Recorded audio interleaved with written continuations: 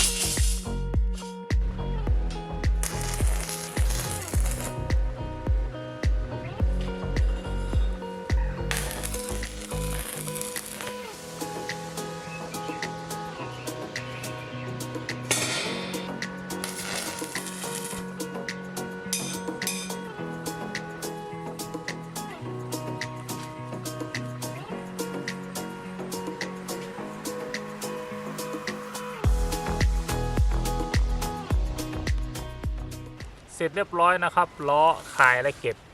สายท่อ PE นะครับโดยมันจะมีอยู่2ล้อครับนี่เป็นล้อหลักนะครับล้อหลักที่มีแกนนะครับและล้อที่เอาไว้สวมสาย PE เนี่ยมันจะมีอยู่2ขนาดครับที่มีขายตามท้องตลาดครับจะเป็นตัวแหล200 แหลนะครับ200 แหลซึ่งมันจะยาว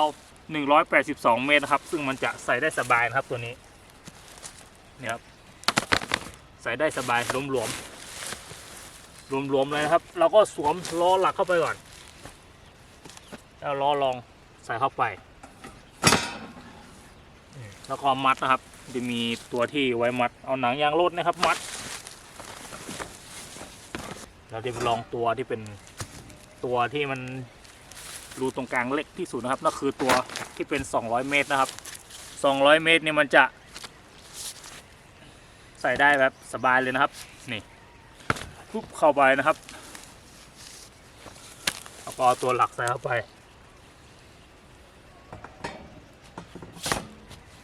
แล้วก็มัดโอ้โหจบ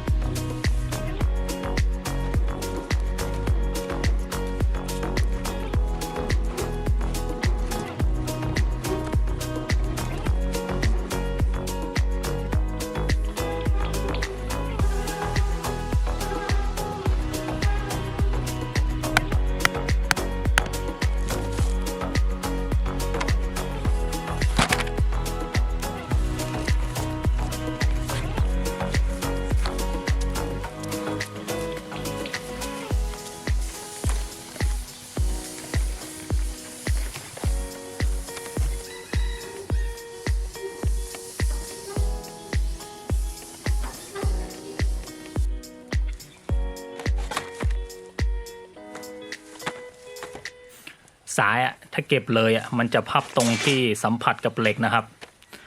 และมันจะนำกลับมาใส่ยากนะครับเพราะมันฟิตเกินเราต้องเอากล่องกระดาษมาพันรอบแกนสักหน่อยหรือพลาสติกก็ได้ให้มันใหญ่กว่าแกนนะครับ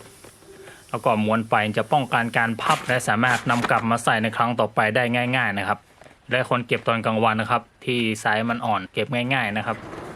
สุดท้ายนี้ขอให้เกษตรกรทุกคนจงเจริญพึ่งพาตัวเองได้สวัสดีครับ